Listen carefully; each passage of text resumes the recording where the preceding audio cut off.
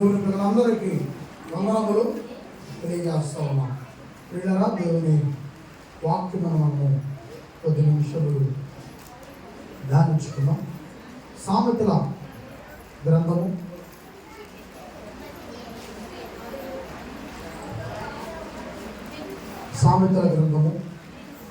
2 మాటలను మనము నేర్చుకున్నాం. 9వ అధ్యాయంలో మనము మాటలు చూస్తూ ఉన్నాం.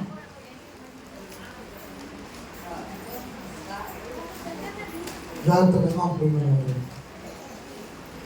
కన్న తండ్రి మనకిచ్చిన ఈ గొప్ప అవకాశం, దేవుని దైవాలనే మనము ఈ రోజును చూడగలిగాం.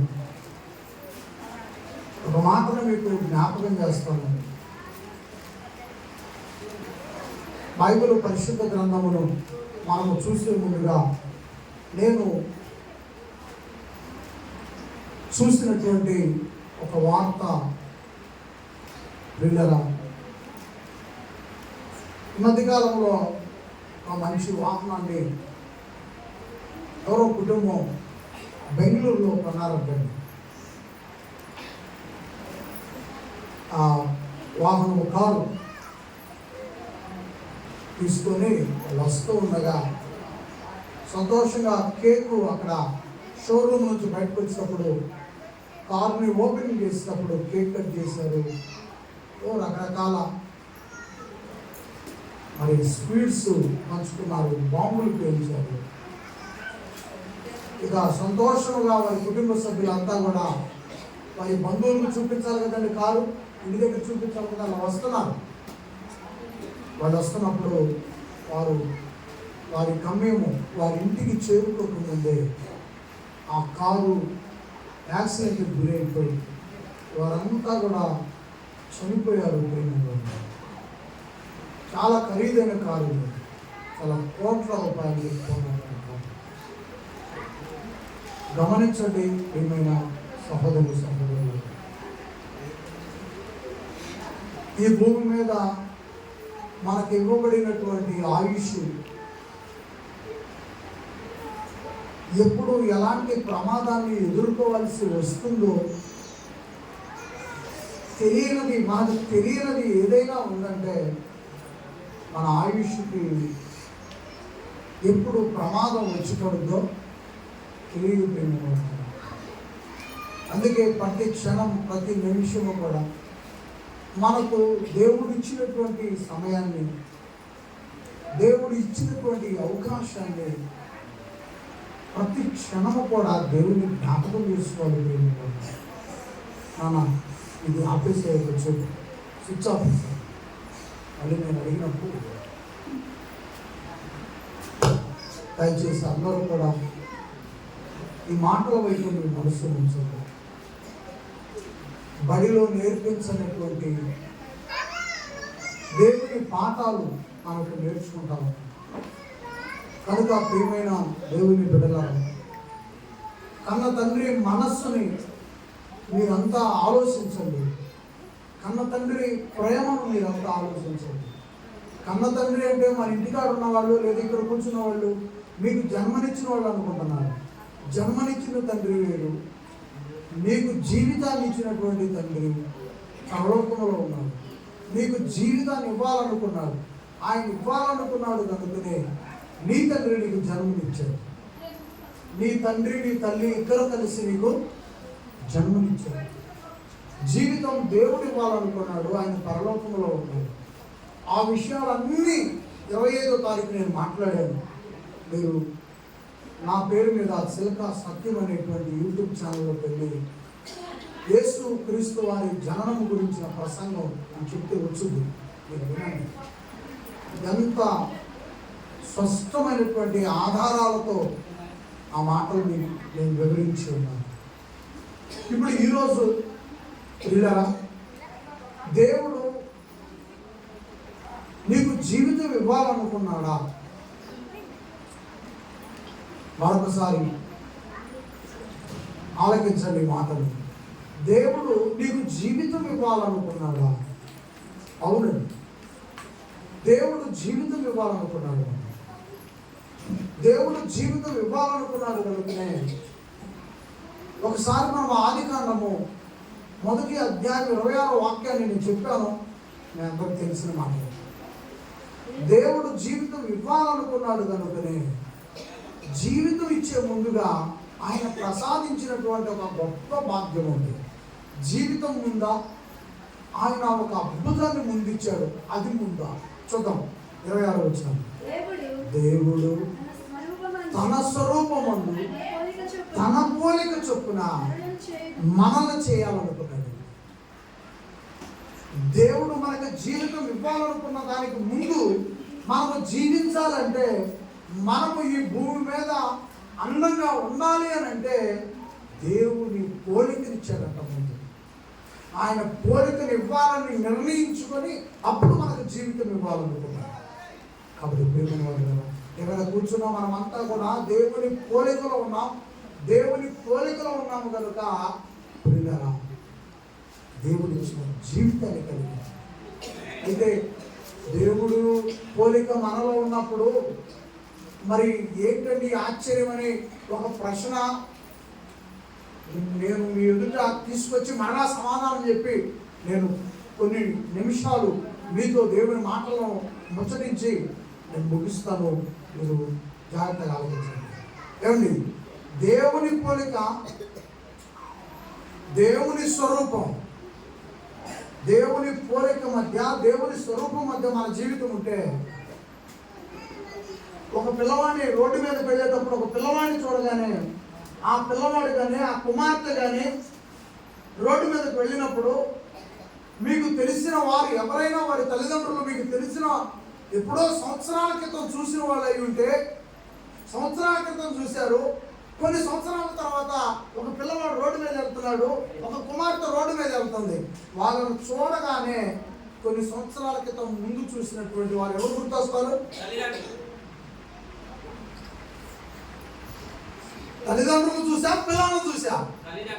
పిల్లలను చూసి నువ్వు భలే పలానా వాళ్ళ అమ్మాయి కదా, అవునండి బాగున్నారా మీ అమ్మ మీ నాన్న, నేను 4-5 ఏళ్ళు అయిపోయింది, 6 ఏళ్ళు అయిపోయింది, 10 ఏళ్ళు అయిపోయింది చూసి, నేను చిన్నప్పుడు చూసాను నిన్ను, అచ్చం మీ అమ్మలాగా ఉన్నావు, అచ్చం మీ నాన్నలాగా. ఎంతమంది అని ఉంటారు ఈ మాట? మీరు ఇక్కడ కూర్చున్న వాళ్ళు నేను అనలేదు అన్నవాళ్ళు ఎవరైనా ఉండగలుగుతారా? ప్రియమైన వాళ్ళారా, వాళ్ళను చూసినప్పుడు, పిల్లలను చూసినప్పుడు, పెద్దవాళ్ళను చూసినప్పుడు, పెద్దవాళ్ళను చూసి 10 ఏళ్ళు అయింది, 10 ఏళ్ళ తర్వాత వాళ్ళ పిల్లలు కనపడ్డారు, వాళ్ళకి పిల్లలు కనపడగానే వారి తల్లిదండ్రుల యొక్క రూపం ఈ పిల్లల్లో. ఇప్పుడు బైబిల్ ప్రకారంగా రండి, దేవుడు ఏం చేశాడంట? తన పోలికను తన స్వరూపాన్ని దేవుడు ఇచ్చాడు. దేవుడు అన్యాయస్తుడు కాదు. ప్రియమైన వాళ్ళారా, దేవుడు చాలా మంచివాడండి. ఆయన ప్రేమ ఎంత గొప్పదంటే, ఆయన పోలికనిచ్చి, ఆయన పోలికనిచ్చి, ఆయన స్వరూపాన్ని ఇచ్చి, ఎవరైనా నీ పిల్లలు కనపడితే నువ్వు గుర్తొచ్చేటట్టు చేశాడు. పోలిక ఎవరిది? దేవుడిది. స్వరూపం ఎవరిది? దేవుడిది. మరి గుర్తొస్తుంది ఎవరు ఆ పిల్లలు చూసినప్పుడు? చప్పట్లు కొట్టండి.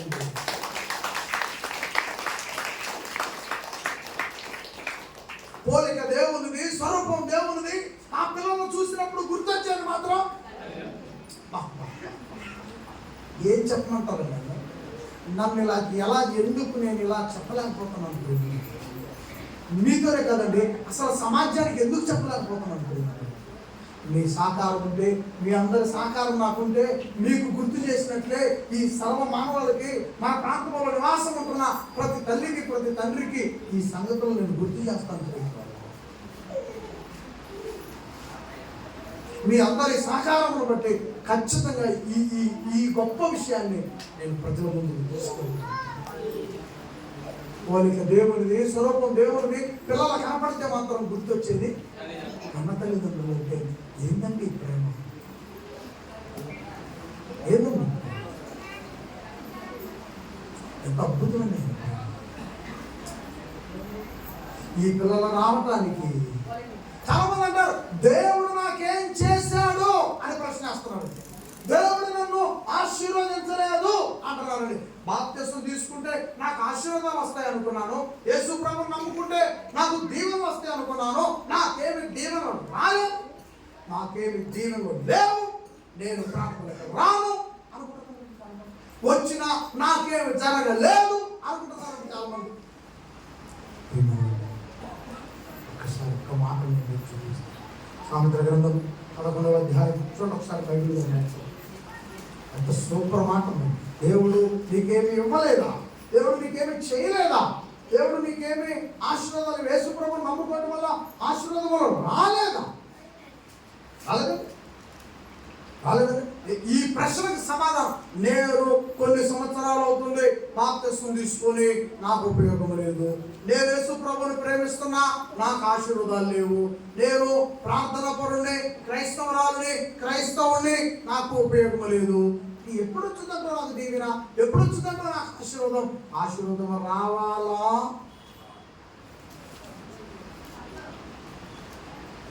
సూపర్ మాట చూపిస్తారు, నాకు వెళ్ళిపోయే మాట చూపిస్తారు. బాబా 25వ తారీఖు మిఠాయి వండుకున్నట్టుంది అనుకో, మిఠాయిని మించిన రుచి చూపిస్తానండి. అక్కడ వండి పెట్టాలనే పదార్థాలు కమ్మని స్మెల్ వస్తుంది, దాన్ని మించిన రుచి చూపిస్తాను. కొండ మీద తేనె, పుట్టక తేనె, పత్తిశేలో తేనె, రేకుట్రల తేనె, దాన్ని మించిన రుచి చూపిస్తాను. సామెతల గ్రంథం 9వ అధ్యాయం చూడండి, మీ బైబిల్లోనే ఉందండి, మీ దగ్గర ఉన్న బైబిల్లో ఉందండి. ఆ తీపి మీ దగ్గర ఉన్న బైబిల్లోనే ఉందండి. ఆ కమ్మని ఆశీర్వాదం మీ దగ్గరే ఉంది. సామెతల గ్రంథం 9వ అధ్యాయం 11వ వచనం, నా వలన నీకు దీర్ఘాయువు కలుగును, నీవు జీవించు సంవత్సరములో అధికమగును. చెప్పలమంటండి, నా వలన నీకు దీర్ఘాయువు. ఇప్పుడు నేను ఒక ప్రశ్న అడుగుతున్నానండి, నాకు యేసు ప్రభువుని నమ్ముకున్న తర్వాత ఆశీర్వాదాలు రాలేదు, దేవుడిని నమ్మిన తర్వాత నేను బాగుపడలేదు, దేవుడిని నమ్మితే నాకేం ప్రయోజనం ఉంది అనుకుంటున్నటువంటి ఒక ప్రశ్న. ఇది మిగతా వాతావరణం కాదు, ఇది నా సబ్జెక్ట్ వెళ్ళటానికి ప్రశ్న. ఇది నాకు ఏమీ రాలేదు అంటున్న వాళ్ళు మా దగ్గరికి వచ్చి ఇప్పటికి చెవులో వెయ్యి అంటున్నారు.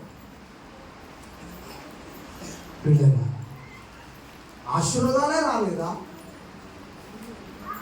నేనేమంటున్నానంటే నీ ఆశీర్వాదములోనే ఉన్నాను. ఎలా ఉన్నామంటే, ఇప్పుడు రోడ్డు మీద పలకరించింది ముందు నువ్వు చూసిన పెద్దవాళ్ళనా, రోడ్డు మీద పలకరించింది అతను పిల్లవా? మాట్లాడాలి, అది సరిగా ఇంటే అంత మాట్లాడాలి. పెద్దవాళ్ళని చూశాడు, కొన్ని సంవత్సరాల తర్వాత పలకరించింది ఎవరిని? పిల్లల్ని. పిల్లలు రావాలంటే ఎవరు ఉండాలా? పెద్దవాళ్ళు ఉండాలా.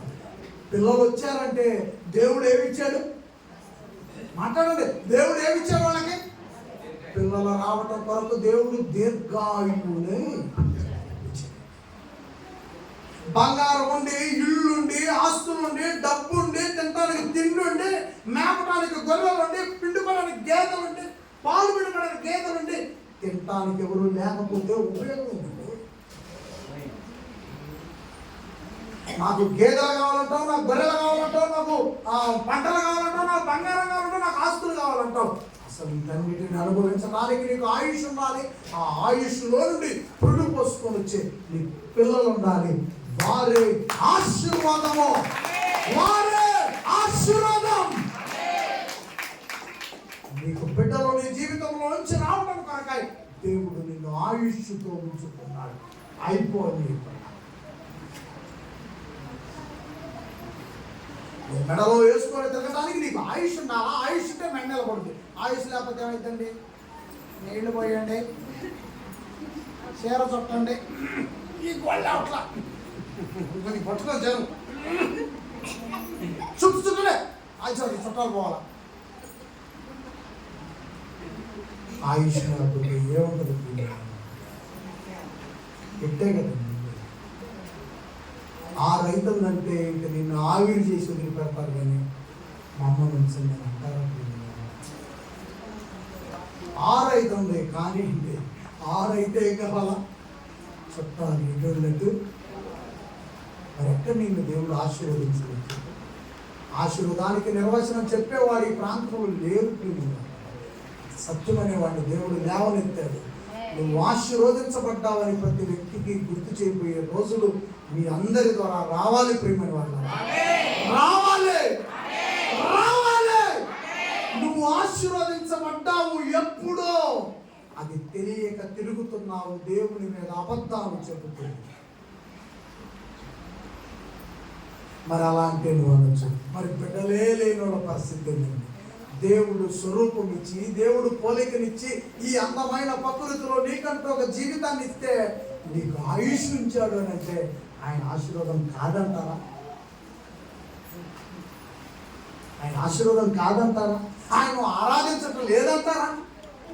ఆయన ఆరాధిస్తున్నావంటే నీకు ఆశీర్వాదం ఉన్నట్టే కదా. ప్రేమ యేసు పాదాల దగ్గరకు వచ్చావంటే బిడ్డలు పుట్టొచ్చు, పుట్టలేకపోవచ్చు, ఒకవేళ వేరే విషయం. అది దేవుడు ఏదో ఒక టైంలో దేవుని బిడ్డలు ఇస్తాడు తన కోసం. పెంచు, సహకరించు, సేవ చేయించు అని ఇస్తాడు దేవుని బిడ్డల్ని. ఆయుష్లో ఉన్నామంటే ఆశీర్వాదంలో ఉన్నాం. ఏమంటున్నాడు చూడండి అక్కడ, అద్భుతమైన మాట, అసలు ఎంత బాగా చెప్పాడండి. నా వలన నీకు దీర్ఘాయువు కలుగును, నీవు జీవించు సంవత్సరములో అధికమగును. చాలండి, నీవు జీవించు సంవత్సరములో 60-70 ఏళ్ళు ఆయాసంలో కమ్మే. నాకు ఆ పాట పూర్తి సౌకర్యం తెలుసు, ఏదో మా పాట అసలు 60-70 ఏళ్ళు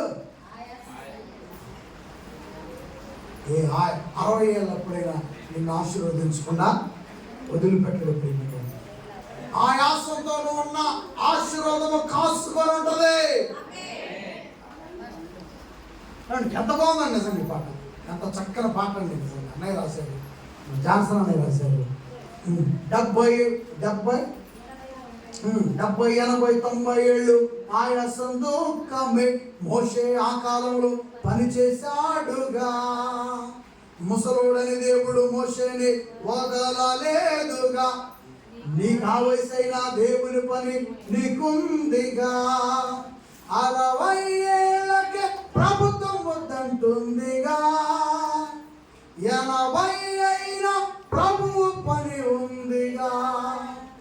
70, 80, 90 ఆయాసమే. 100, 120 ఇంకా ఆయాసమే. ఆయాసం ఉన్నా చేయాలి దేవుని పనినే, ఆరోగ్యం లేకున్నా చేయాలి దేవుని పనినే. ఎట్టబడిందో సేవకురాలు మరి నాకు తెలియట్లేదు. 60, 70, 80 ఏళ్ళు ఆయాసం దుఃఖమే. మోషే ఆ కాలంలో పని చేశాడుగా. మోషే వదిలిపెట్టిన దేవుడు నిన్నది వదిలిపెట్టాడు. అంటే మోషకు ఒక న్యాయమను, నీకు ఒక న్యాయమా? మోస పట్ల ఒక ప్రేమను, నీ పట్ల ఒక ప్రేమ చూపిస్తాడు దేవుడు? చూపించడు. దేవునికి ఉన్న గొప్ప ప్రేమ ఏంటో తెలుసా? నిన్న, నేడు, రేపు ఒకే రీతిగా ఉన్నాడు. ఆమె చెప్పండి, చెప్పండి, ఆమె చెప్పండి. నిన్న ఉన్న మోసే గారు వదిలిపెట్టలేదు. నేడున్న సత్యాన్ని, సత్యముతో పాటు ఉన్న సైన్యాన్ని వదిలిపెట్టడు.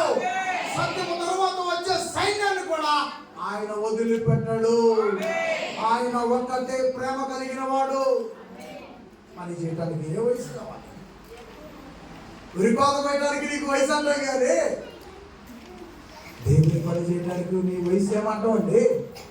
ఉరిపాతకి నీ ముసలి నడుము లేచి ఆ కోసి, ఆ పనను కోసి, ఆ ఓదర కోసి, దాన్ని ఏమంటారు దిబ్బిని కోసి నీ నడుము దిబ్బిని కొట్టడానికి ఉపయోగపడుతుంది. కానీ 60 ఏళ్ళప్పుడు దేవుని పని మాట్లాడటానికి ఎందుకు ఉపయోగపడదండి? దేవుని పని స్వరంతో కదా, ఎందుకు ఉపయోగపడదు మాట్లాడటానికి? దేవుని ఆయుష్, దేవుడిస్తున్న ఆయుష్ నీకు ఆశీర్వాదం. దేవుడిచ్చిన ఆయుష్ ఏంటంటే నీ జీవితంలో చెప్పండి అందరూ కూడా ఆశీర్వాదం. నేను యేసు ప్రభు దగ్గరకు వచ్చి నాకు అది కావాలి, నాకు ఇది కావాలని ప్రార్థన చేస్తున్నారు చాలా మంది. చెయ్యి, తప్పలేదు, చెయ్యి. అయితే నీకు ఇచ్చినది మర్చిపోకుండా ప్రాబ్లం ఏమండి? ఎందుకని పౌలు గారు కొరింథీ సంఘానికి రాస్తూ చూడండి, దేవుడు ఎందుకు నన్ను విడిచిపెట్టాడంటే ఆయన పోలికలో ఉన్నాం, ఆయన పోలికలో ఉన్నాం, ఆయన పిల్లలు ఉన్నాం అంతా. 6:16 రెండవ కొరింథీ పౌలు గారు కొరింథీ సంఘానికి రెండవ పత్రిక రాస్తూ 6:16 అద్భుతమైన మాట చెప్పాడు. సూపర్ మాట్లాడి చాలా మంది ఏమనుకుంటారు, మేము పొడుసులోనే ఉంటున్నాం. ఎక్కడ ఉంటున్నాం? మేము గొడుసులోనే ఉంటున్నాం. ప్రార్థన పోతామని మేము గొడుసులోనే ఉంటాం. దేవుడు ఆశీర్వాదాలు మాకు ఎప్పుడు వస్తాయో మన దగ్గర అడుగుతారు, మా ప్రత్యేక దేవుడు ఆశీర్వాదాలు. ఈ ప్రశ్న ప్రేమ ఎంతవరకు కరెక్ట్ అనేది మనకి చూస్తున్నాం, లేఖనాల్లో చూస్తున్నాం. ఒకసారి చూడండి, అందరూ కూడా ఆ మాటను జ్ఞాపకం చేసుకోండి. 6:16 చదువుదాం. దేవుని ఆలయము, ఏమిటి? మనము జీవగల దేవుని ఆలయమై ఉన్నాము. ఆమేన్ చెప్పండి, ఆమేన్ చెప్పండి అందరూ కూడా. మనము చెప్పండి అందరూ కూడా, మనము అందరూ ఒకసారిగా ఏకస్వరంతో చెప్పండి, మనము జీవము గల దేవుని ఆలయమై ఉన్నాము. అందుకు దేవుడు ఎలాగో సెలవిస్తున్నాడు, నేను వారిలో నివసించి సంచరించును, నేను వారి దేవుడినై ఉందును, వారు నా ప్రజలై ఉందురు. దేవుని ప్రజలారా, దేవునికి ఒకసారి చప్పట్లు కొడుతూ ఆమేన్ చెప్పండి. మనమంతా దేవుని ప్రజలము. ఆమేన్. జీవము గల దేవుని ఆలయమై ఎవరున్నారంట? నువ్వుంటున్న గుడిసె దేవుని ఆలయమా? నువ్వు ఆరాధిస్తున్న తాటాకుల పాక దేవుని ఆలయమా? దేవుని రూపమును దేవుని స్వరూపమునై ఉన్న నీవే దేవుని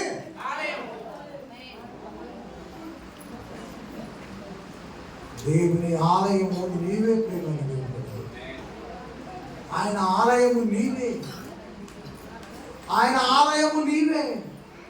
ఇక్కడ కూర్చున్న పసిగందులంతా దేవుని ఆలయాలు. ఎంత రంగురంగులు బట్టలు వేసుకుని వచ్చారండి అందరూ. దేవుని ఆలయాలు ఎంత అందంగా ఉన్నాయి. కాబట్టి ప్రియమైన వాళ్ళ, దేవుడు నన్ను ఆశీర్వదించలేదు, నేను ఇంకా పాకలోనే ఉంటున్నా, నేను ఇంకా రేగులింట్లోనే ఉంటున్నా అంటే దేవుని ఆశీర్వాదాన్ని ప్రకృతి సంబంధమైనటువంటి దానికి మలుపుకుంటున్నాం మనం కాదు. ప్రియమైన వాళ్ళ, అవి ఇప్పుడు కాకపోతే ఇంకొకసారికైనా బలమైన నిర్మాణము నువ్వు చేయగలుగుతావు. దేవుడు నీకు అవకాశం ఇస్తాడు. అంతకంటే ముందు అసలు అందమైన దేవుని ఆలయాన్ని ఎవరో? మనమే. ఇక్కడున్న మనమంతా దేవుని ఆలయం, దేవుని ఆలయం.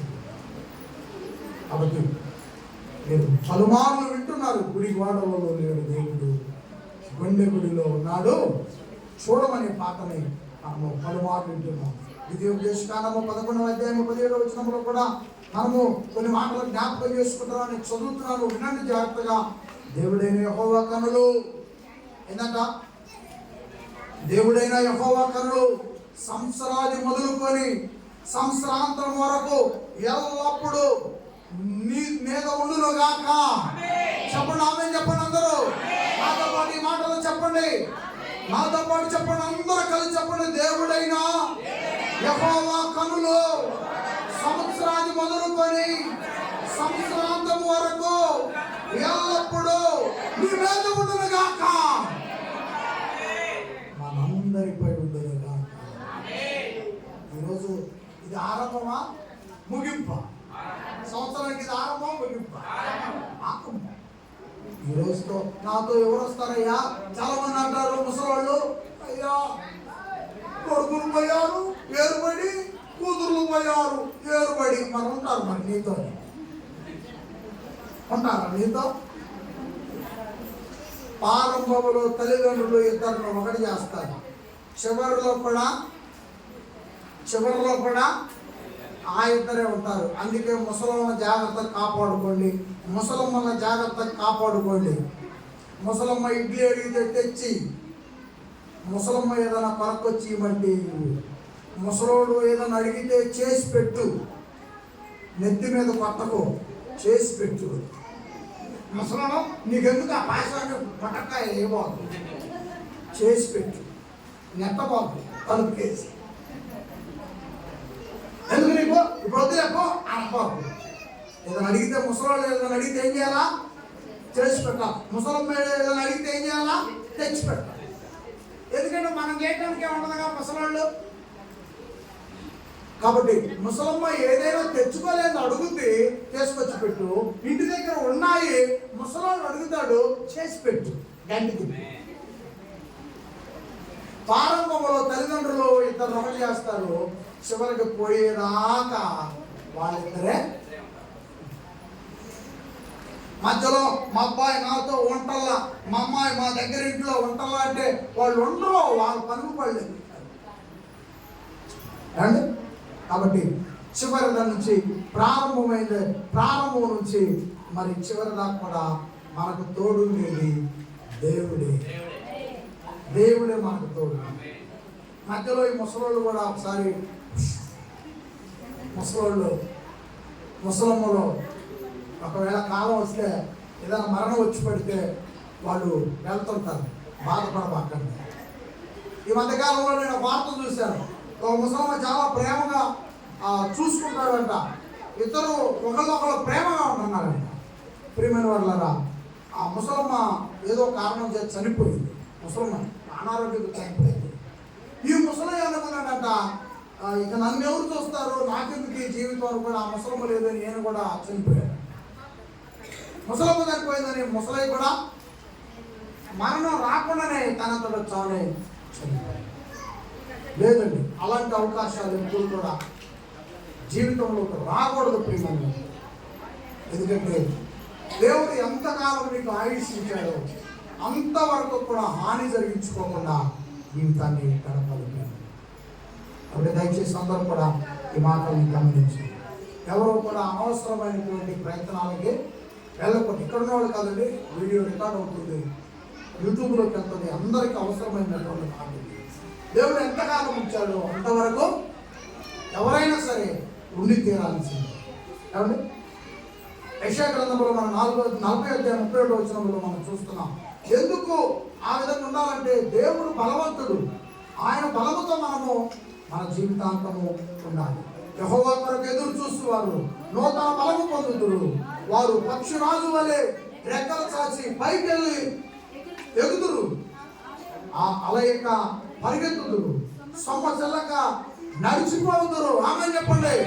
దేవుని బలము మనందరితో ఉండునుగాక. దేవుని బలము పెద్దవారి నుంచి చిన్నపిల్లల వరకు ప్రతి ఒక్కరితో ఉండునుగాక. ఈ సంవత్సరం అంతా మీరు దేవుని బలముతో ముందుకు వెళ్ళాలి.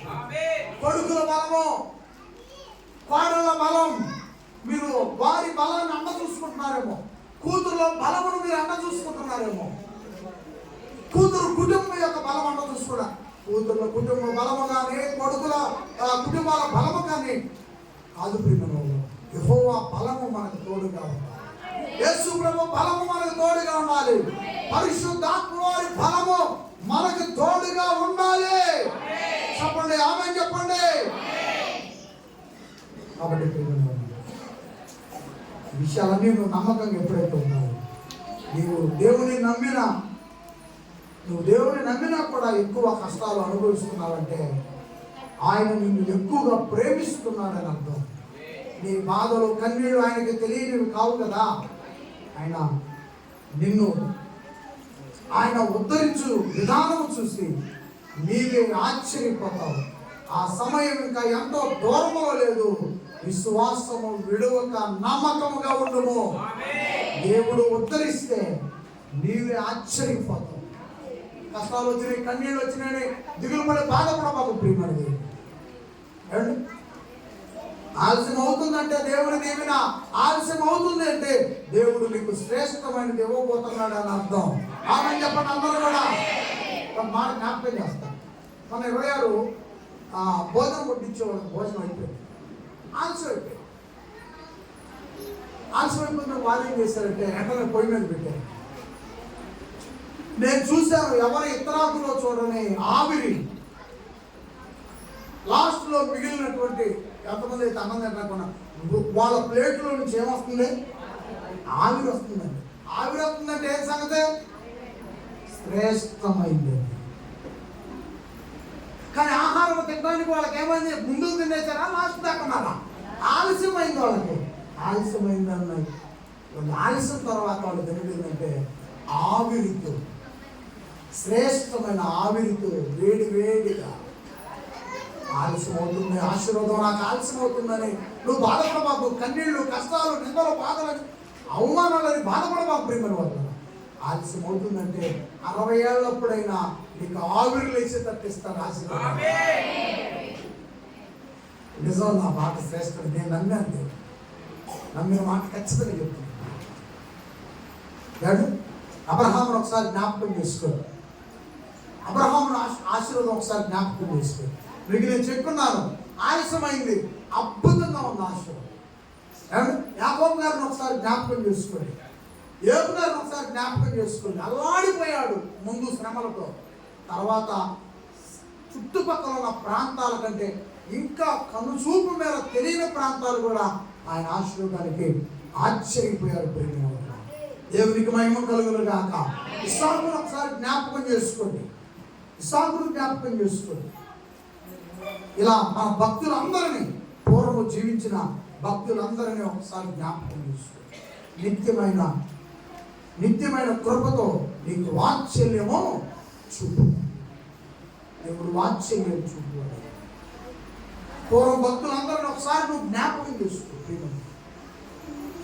ఒక్కొక్కరు ఏ విధమైన ఆశీర్వాదాలు పొందుకుంటూ వచ్చారు.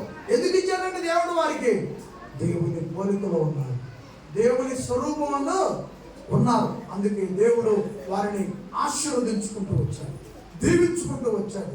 ఆలస్యమైన దేవుని ఆశీర్వాదం కోసం వాళ్ళు ఖచ్చితంగా విడమని విశ్వాసంతో ఉన్నారు.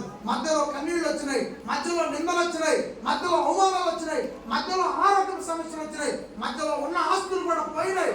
అయినప్పటికీ కూడా దేవుణ్ణి ఏమాత్రం కూడా నిందించడం కానీ అవమానపరచడం కానీ వాళ్ళ జీవితంలో చూడలేదు. ప్రియమైన వాళ్ళ అందుకే దేవుడు రెట్టింపు ఆశీర్వాదములు వారికి ఇచ్చి ఉన్నాడు.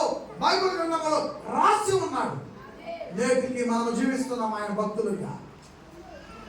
నేడు ఆయన భక్తులుగా మనం జీవిస్తా ఉన్నాం. ప్రియమైన వాళ్ళ ఎంతమంది ఆయన దృష్టిలో విలువను కాపాడుకుంటారో, ఎంతమంది ఆయన దృష్టిలో విలువను కాపాడుకొని రాబోయే తరాలకు నేడు జీవిస్తున్న ఈ బిడ్డలో ఎంతమంది గుర్తుండిపోతారో సమాజంలో.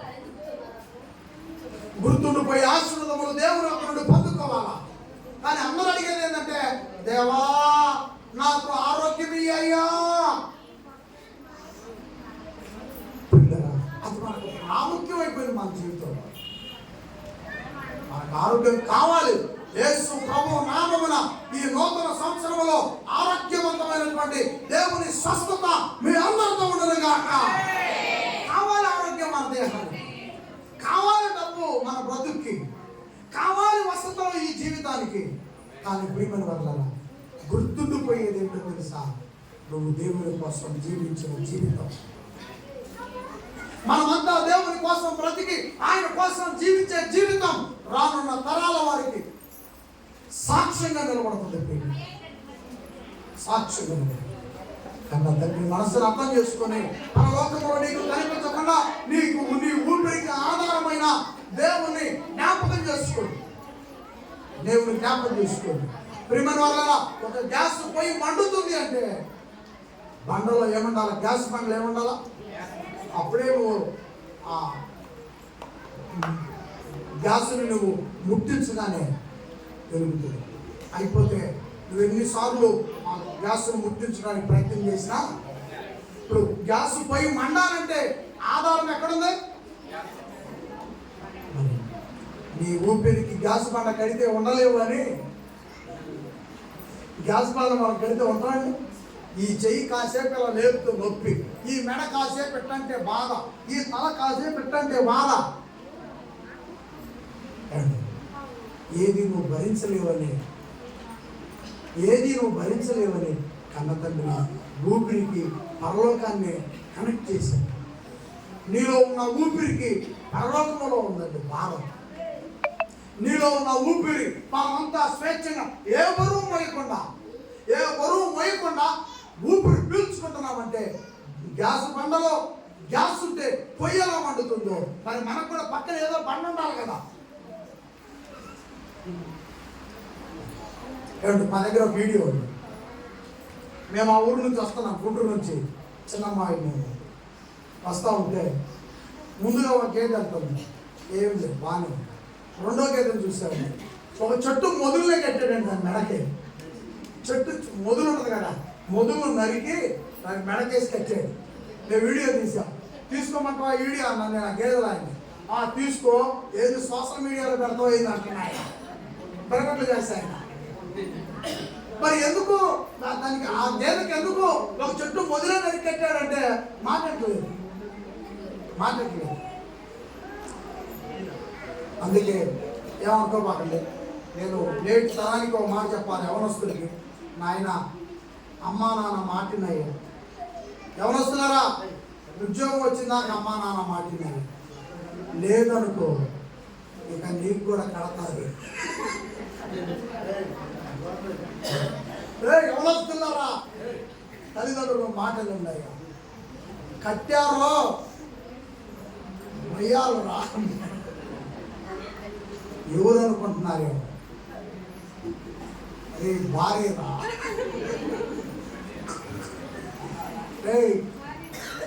ఉద్యోగం వచ్చిందాక జాగ్రత్తగా బతకండి రా. ఎవరు జోలి పోబాకండి రా. మీకు చేతులు ఎత్తు వందనాలు చెబుతున్నా ఎవరంతలారా, ఎవరు జోలి పోబాకండి. బడికి పోతే బడికే పోండి, పాఠాలు ఇంటే పాఠాలే వెళ్ళండి. మధ్యలో ఏ దొంగ పనులు చేయబాకండి రా. చేశారో మీకు చెట్టు మొదలు పడిందే, మెడలో మొదలు పడిందే, అల్లాడిపోతారు. కానీ సమానమైన దాకా, చక్కని అవకాశం వచ్చిన దాకా ఉన్నారా, గుణవంతుడు శుద్ధిరా, గుణవంతుడు శుద్ధి. నీకు ఏపుడు చేసి పెట్టే గుణవంతుడు శుద్ధిరా. మాట వినలేదా, ఎవరి బిడ్డలో ఆడపిల్లలో జాగ్రత్త. సమయం వచ్చేదాకా ఉండండి, లేదంటే అడ్డాలోడు ఒక్కడు ఆతృత పడితే వాడు రోజు పప్పులో ఒక ఆమ్లెట్ వేయలేదేంది పడితే మీ ఇంటికి పోతాం. పప్పులో ఒక ఆమ్లెట్ వేయదా, ఆమ్లెట్ వేయదు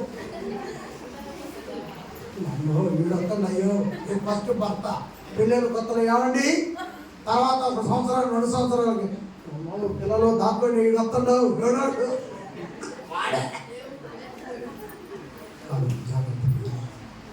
ఆడపిల్లలు జాగ్రత్త, యేసు ప్రభుని అంటి పెట్టుకొని ఉండండి.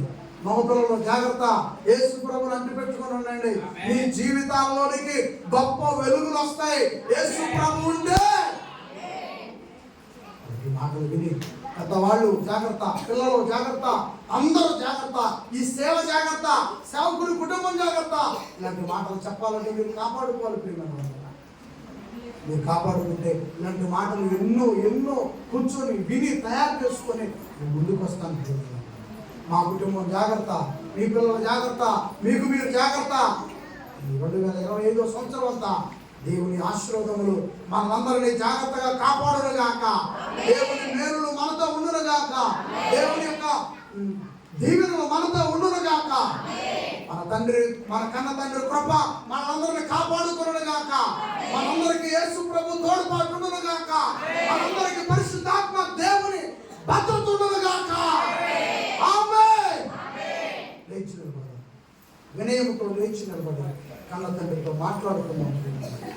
ఒక్క నిమిషం అందరం కూడా కన్న తండ్రితో మాట్లాడుతున్నాం. ఒక్క నిమిషం అందరం కూడా కన్న తండ్రితో మాట్లాడుతున్నాం. మతయ